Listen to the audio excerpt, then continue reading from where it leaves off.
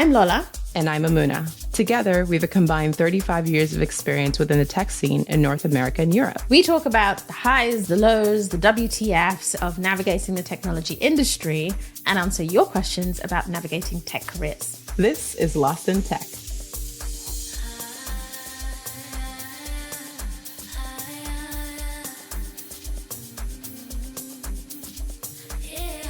So I don't know if this is an official term or not. This is a me term, but maybe I read it somewhere. Who knows? I can't give you credit if you're the one who made it up. Controversy farming, right? So everywhere you see in the news, and like the Daily Fail is the best global example of this, but we have so many on the internet today. I, journalists, claim I'm a journalist. There is real shit happening outside my window, but instead I sit in my house and I'm like, somebody who is not me and not like me, is like the caricature of them that I've made up in my head, is going to do this thing with a piece of technology. So let me pretend to be them. And then I'm going to create an article about what that technology does. And imagine if it did it in the real world, shock horror. And that is like this entire Gemini narrative in the news is somebody doing controversy farming. And maybe it's good journalism. Maybe we should know that if you were a totally warped individual somewhere, you would absolutely be able to get these kinds of results out of an AI. But I tell you what, before we had AI, people were typing some nasty shit into the internet, into any old search engine, and it wasn't news, right? It's not news. Yes. So I'm skeptical. Skeptical? Did I say that right? Skeptical? Skeptical. Yeah, you're right. Why does that sound weird? Okay, anyway. You're thinking about it too much. Yeah, I'm thinking about it too much. I'm skeptical about the idea that we need AI models to achieve a level of absolute perfection in any and all responses when we don't even know what that level is, and we're marking them down on a grade that no one can agree on because is it even, like, how likely is it? I don't know. So I'm very over it. I agree, because if you go to Google or any search engine today and you say, hey, show me a picture of a rainy day. It could be a rainy day, and the results could be a rainy day in New York. It could be a rainy day in Toronto. It could be a rainy day wherever. Right. And you, as the person who typed in the search, is the one that is going to select whatever it is you are interested in seeing, right? Yeah. Yeah. Whereas when you go to Gemini or other places, you're saying, okay, now show me a rainy day. And we're assuming it's going to know we meant a rainy day in New York or some like metropolitan city versus like in suburban area. And so I agree fully, because we could dream up n number of situations in which your results are going to be wild, right? And then it could be used. This is what I'm saying. Yeah, it's like, okay. I want to say the stuff, but I don't want to say the stuff because this is our podcast, and I'm not trying to do controversy farming on this podcast. But insert heinous hate group of whatever decision you've decided is a hate group. Do I ever want to say, show me hate group member holding a baby? Like, am I really going to type that into a search engine? But some controversy farming journalist is going to be like, I typed in hate group member holding a baby, and it showed me a caricature of that person holding a baby. It should never have done that. Dude, seriously? That's what you prompted it to do.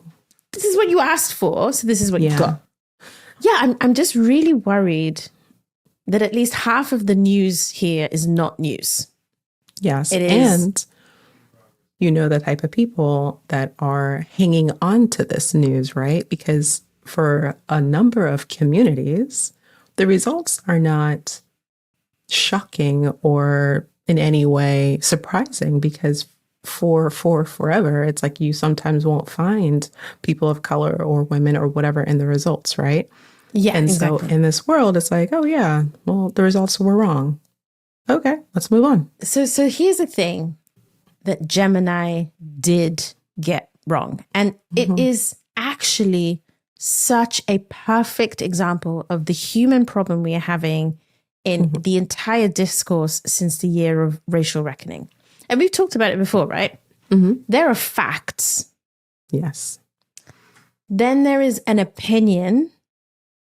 Then there's critical reasoning and analysis. Yes. And in the world of data, we have content for all three of these categories. Correct. Therefore, it is unreasonable to me that if someone types in, show me a founding father of the United States, that a picture would be generated with a black person in it. Yes. Because correct. the founding fathers are named, factual individuals. Painted. Painted. They existed. There are birth certificates, death certificates, where they lived, how much money they had. These are facts. Yes. Why is that somehow being run through a critical reasoning lens? Correct. It's a search result. Oh no, we shouldn't assume that there were no founding fathers who could have been people of color. They weren't people of color. Facts. Yes. Right? And that's not, but there's no analysis on that. There's just fact. Yes. Gemini should be able to return results that are 100% factual. Yes. So it's just wrong that it wasn't in the examples that most people are citing. Yes. Then let's get to the other thing people didn't like. It's like, the problem with you typing in something more generalized, like show me a productive office worker, and the fact that you're going to get probably a white male. Well, that's a data problem because most of the internet assumes. So that's like a self-reinforcing bias. So guess what, Gemini? Just add a ton of extra pictures in there. But what I'm actually expecting you to do is to maybe also use facts. Yes. And be like, this query is coming from the United States. Yes. What is the racial population distribution in the United States? Therefore, how often should I return a image of somebody of a different race or gender or, whatever, able-bodied or disabled? Like, there's factual data that you can use to make intelligent assertions so that if you type that prompt in 10 times, you should get 10 different pictures. Yes. Why is this hard? Maybe I should be an AI designer. I don't know if you want to go that far. No, I don't. I do not want to do that.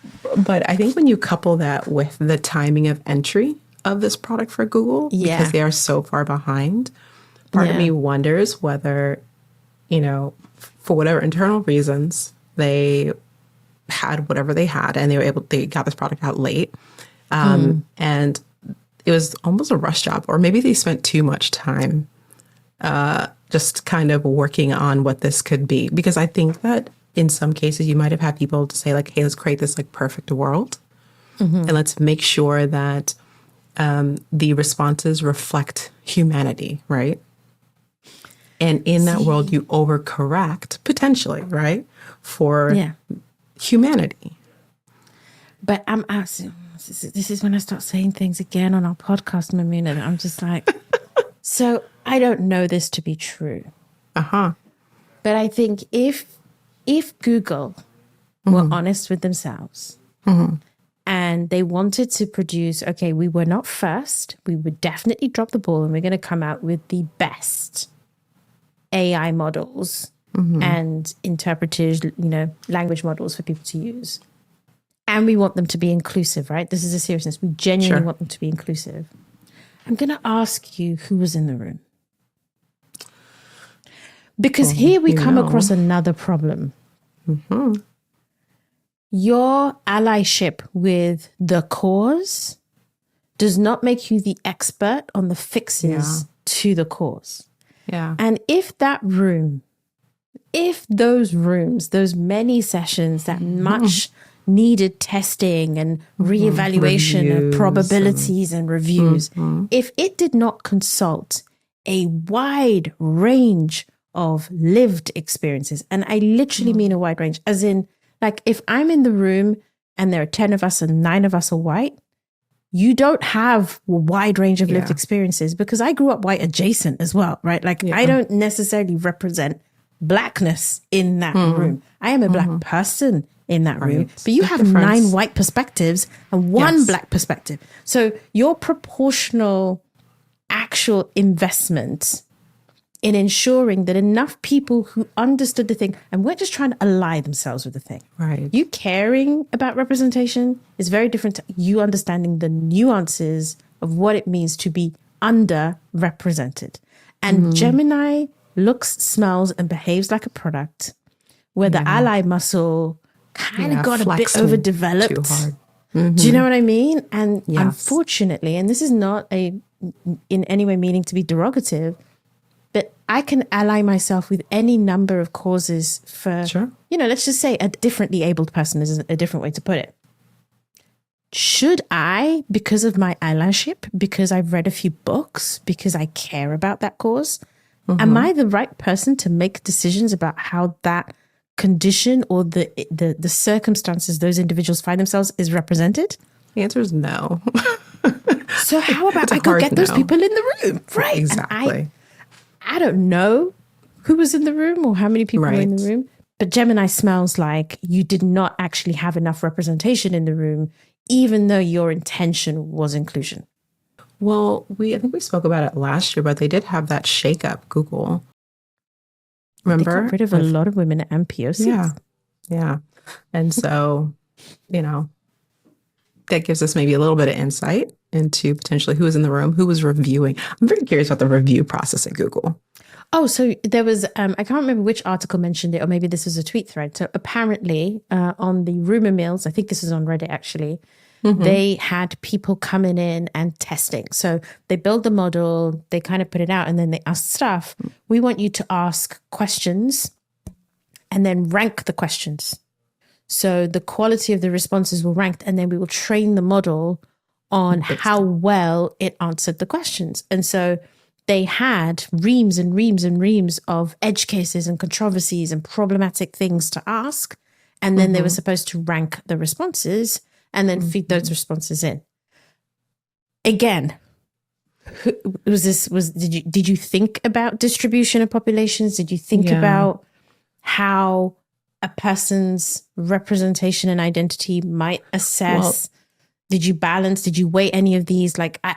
So many questions as to how we ended up where you can't show white people in a picture.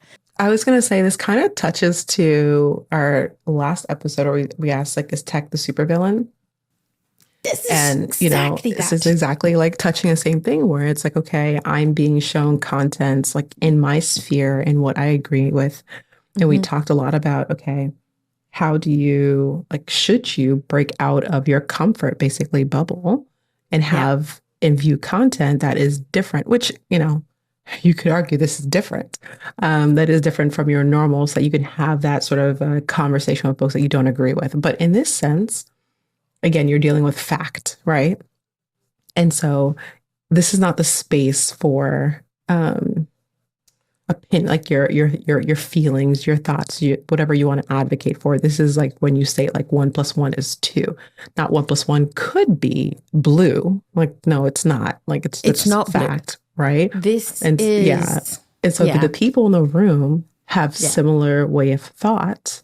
Yeah. And all kind of search the same things or have the same sort of ranking versus potentially providing opportunity for people who the folks who are on X and other channels who are up in arms right now. Should they have invited more people to represent their users to get that feedback? Well, so and this also links to another thing we discussed on that same podcast, which is there are clearly places where it's more than just fact, and you have to apply critical reasoning, analysis, weighting. And this then comes down to the people coding these models. Do they have critical reasoning skills, or are they mathematicians? Yeah. Do they understand the nature of philosophy, or are they simply coding experts? Yeah. And how do you support the decisions they need to make with some of these perspectives? And a good example is this. So I found in the year of racial reckoning, or the year after the year of racial reckoning, when the backlash begun, right? When people were it's too much, it's too over the top, and they were really struggling with a number of things that had been done in kind of honor of addressing quite aggressively anti-Black racism. And one of the things that I observed here in Canada was people were pulling down statues. I say we, I'm not Canadian, but people were pulling down statues because that same year, there was a lot of news in the media about the role of Canada's founding governing fathers, there's a range of them as well. and the role they played in massacring indigenous children specifically, like mass graves were being found. And so people were pulling down statues. And there was this huge backlash. But it's a part of our history. These people did exist. They did write the Constitution. They did build these buildings. They did get the British out. They did do this. And it's like, those are facts. Right. But the statue you want to keep to represent that fact is a statue this person posed for, is a statue where they look proud, is a statue of them flexing their muscle as if it is a thing of pride. I am okay with you acknowledging the role they played in history, but do not venerate that role when it had such a negative impact. But the nuance between acknowledging and celebrating or memorializing is far too subtle for Twitter. Yeah. And it is therefore too subtle to have most people engage with. We're not saying don't tell these stories. We're simply saying represent the entire picture and maybe dial down the hubris. Celebration. Yeah. Right? Just pull it back a bit. And I think this is where Gemini has failed, because it's almost like it's participating in a form of erasure in the other direction, which there is irony in that. But if you cannot see yourself represented, it's like you don't exist. Yeah. Yeah. And they know they exist. Yes. Therefore, they want to be represented. And when a model exists like this, that's like, you didn't specify race, so I'm going to pull up a generalized picture. My expectation is that somewhere in that process, it is doing the work. There has been some critical reasoning done to try and get to the point where we can try and understand how best to answer this picture. But it is very clear that it participated in a type of erasure that, you know, you could argue, like, if anyone had experienced what most underrepresented groups would experience, we're not even having a conversation about fairness, right? It would just be, you could argue this is an example of that. But the effect of this is actually worse for anyone underrepresented. Yeah. Right? It does not make their case. Because now we have a lot of threads, conversations happening at the moment, which focus on sort of the woke mindset. It's gone too far. Yeah, it's too much. Now they just don't want us to exist. Exactly. And it's being positioned as like threatening. Yeah. When in reality, I mean, it's not like we all invested in Google to say like, hey guys, when you launch this thing, like make sure its perspective is highly skewed in a direction to really irritate. Like no one has time for all that. No one, like, this also probably no one briefed it in that way. Exactly. No one briefed it in that way. I think I mentioned in the past how I had a kind of unconscious bias program that I was running canceled because an ally did too much. Right? A white female ally did too much, and she got my program that was centered around underrepresented people as an underrepresented person canceled. The impact of, you know, Gemini taking $90 billion off Google's bottom line. Off Google's bottom line. Gemini may have cost the Democrats the election. Yeah. In the US. Like, let's think realistically, right? Like, if there's ever anything that makes people conservative, it's you taking money out my pocket. Yes. And even if I said I was a bit neutral on like, yeah, no, I think racism is terrible, maybe wokeness is going too bad, and you have a 401k with Google stock, you're pissed right now. And in your mind, it might as well go back to, okay, we really got to fix this wokeness thing in companies because it's doing too much. Thank you so much, dear allies, for setting us back another few years as we talk about. It's just so disappointing. Every angle you look at it, it's the biggest own goal that a company like Google could have made at this time. And it's I think it's incredibly troubling for like us. Yeah. You know? If you were leading Google, I've been trying to think about this in my mind. If I were leading Google today, what would I do? Right? Like they came out, they owned it. They said, you know, we got it wrong. Right? So did they really own it though, Mamuna? Yeah. Well, I mean, like in the way PR owns mistakes. It's like, we hear you, we got it wrong. Too. That's problematic too. Like I think part of the thing that we're missing in the way that like news happens today and people form their opinions is we don't actually have a lot of transparency available. And in the absence of that transparency, I'm just going to make up what happened. Sure. So the fact that we didn't actually hear from Google which part of the process went wrong. Right. Is it your underlying training data that messed up, or was it something to do with your policies? And maybe they have issued this, but nothing that I have read so far has detailed that. And if they have, it's not been picked up by the news because no one's reporting their defense. It's just, we're sorry. And so who are you saying sorry to? Are you saying sorry to underrepresented people whose progression towards equality and fairness has now been set back 50 years? Or are you saying sorry to people whose money is out their pocket? Or are you saying sorry to white extremists who feel even more erased by you and therefore have now got justification to fuel their war against wokeness? Yeah. Who are you saying sorry to? You can't tell. So you just want it to be vague. Yeah. The problem is, I therefore don't buy it. Well, I don't think it's real. I mean, I think honestly, if Google were actually sorry, they would put something into action where they'd say, okay, we are going to hire up, into the program, certain types of developers, engineers to help us fix whatever. Like, here's our plan to address this. Like, at least when you come to say sorry, it's like, we hear you. Here's what we've done. Like, here are the steps. Here's the investment, something, but it's a vague. Yeah. Sorry. I know. Which is why you have to question, like, are you actually sorry? Yeah, because, and this is where, again, we come back to tech isn't neutral because it has to make money and money isn't neutral. And the reality is they can't afford for any of the groups that I just described to feel like the sorry wasn't for them. Therefore, they're not going to specify anything more. They can't afford to say we're going to hire more underrepresented people because then they're going to piss someone off. And they can't afford to say we're going to hire less underrepresented people because then what the hell are you doing in this 2024? Right. And so you actually just have to hope that saying nothing means that someone else's bad news overtakes your bad news and your stock price recovers. And that's all they're going to do. They're going to try and hope that money brings them back to neutral. And it's such an own goal. How do you,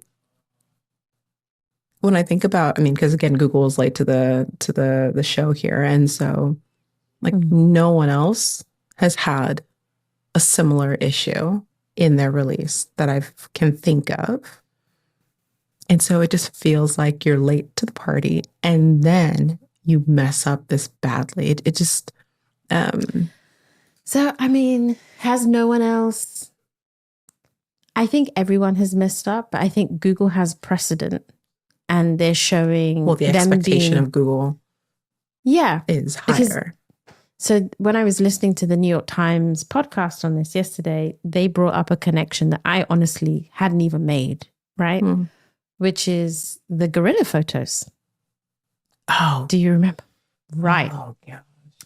So if you're going to put out tech that has... Well, you should explain it for folks. Okay, so for anyone who doesn't know, but I don't know how long it was, maybe 5, 10, 15, could be whatever years. It was a while ago, yeah. It was a while ago. Google, I think it was whenever Google photo search first started, right? Yeah. Where it would read your photo and give you like an analysis of what was in the photo. So it could organize your photos and you could be like, here's a bunch of photos, put them into folders for me. Yay, everything makes sense. And obviously it started describing photos with groups of Black people in it as gorillas. Mm-hmm. And I don't have to talk about that. It's just unacceptable. It is what it is, yeah. So that happened the first time round. They lost a ton of money that time round too, right? It wiped value off the company that time round too. Fast forward to now, they've gone and made the same mistake in the opposite direction, which is I guess wild. So I think that's what makes it newsworthy. I do think every LLM is struggling with this issue. This is a human problem. It's something that we as humans still don't know how to handle. We're not mature enough or intelligent enough to pass fact from opinion from analysis. So the AI models trained on our content are not going to be either. But Google in particular has just it just looks like the kid that's constantly got egg on its face with this stuff. And maybe we should have empathy, but I don't. No, I mean, they have so much money. I don't have empathy. They're okay. I was listening to a Hard Fork, and they were, it was a Hard Fork, yeah. And they were talking about prompt transformation. Oh, yes. As potentially reasoning for some of the results. Or is it a fix? Is it people talking about it as being a fix for the results? It's like if I, okay. So, I mean, I'm curious, like at first, I think they were saying it as in, and it might be I might be using the wrong term, but they were saying that if I were to search, brown dog, and I get, several results, there's something that's happening that's being appended to my prompt or my search that is then showing the result. And that people should have transparency on what that is. So that you can say, okay, no, I don't want it to respond in that way. So, if it were like Google, you could say, if I want precision, I would say, show me a brown dog that is 35 pounds and has long hair. Or, show me a brown dog that I, as a cartoonist, could draw, like very specific. But you don't have I don't know what that is called. So I understood prompt transformation differently because, so my understanding is the LLM is trained on a data set. And so to a certain extent, it's not intelligent because it can only respond in relation to the data that it has. But between you typing, I would like a brown dog, and the LLM receiving, I would like a brown dog, they put some other code in the middle that tries to infer more intent from you before it hits the LLM. So what it does is that code understands how the LLM has been trained. It maybe takes some information from whatever it might know about you, and then it adds it to your query. So you type in that, and then this software says, give me a brown dog in the US in front of a picket fence house with a leash, as opposed to if he was somewhere else. And then that query goes into the LLM to generate the result. I can see how that would be a better way to address gaps in the content that LLMs have been trained on. Maybe, What's that software? Who's training that software that's in the middle, that's inferring? And much like we were talking about when we did our mini-sode on preparing for interviews, isn't it better for an LLM to just maybe ask some clarifying questions? Yeah, exactly. Shock horror. Right. You want a brown dog? Can I ask some questions? Where is the brown dog standing? What is the brown dog holding? What would you like this brown dog to be doing? What day is it? Is it a small dog? Yeah. Clarifying questions. Everyone knows what's going on. And then you show a response. Like, I don't think that is hard, but we live in a convenience culture. And this is why, again, tech is a supervillain, because as users, we believe that if we don't get immediate responses from something, it's not very good. Or if we have to do more work to get value out of something, it's not very good. And we're assuming, or we're addicted. It's being assumed that's the case. But if you were to ask me, hey, would you rather receive several questions to refine the results to get you closer to what you're looking for? Or would you rather just have quickness? I'd rather get better results, personally. Yes, but you know the work. True, yeah. Other people like the magic of, it's like it just knew what I was thinking. Well, isn't that the case where folks are like, I was talking to, which model was it? Was it OpenAI's where they were like, and it was telling me like things about myself or telling me to do things. I forgot which. Yeah, so they termed it like all the models can hallucinate. Hallucinate, that's it. Yes. Yeah, so it's like depending on what you're feeding them. Like if you actually try and have a natural human-esque conversation with an LLM over a period of time, it will hallucinate because it veers further and further away from fact into the realm of inferring responses from opinions and user-generated content and weird stuff. And so it becomes like you're speaking to a bot that's been trained on like Reddit, am I the asshole? Leave your husband. Stop talking to that friend. You know, just cut them all off, quit your job, run away, child. It's like every LLM will hallucinate eventually. So the more you treat it in that human way, the more it does that. But again, a way to avoid that, ask some clarifying questions. Yes. That's going to be my mantra. Maybe that's what we should call this episode. Ask clarifying questions. I'm very curious when we're going to see Congress pull all these companies in front of them and ask very weak questions. Yeah. They're on. This sounds so terrible. This is when I get my conspiracy theorist on. Congress will pull you up in front of them. Not when you look like you're going to make a lot of money, because they need to prove that and they need to satisfy their constituents first. But after you've made a lot of money, and then maybe the harms look a little bit suspect.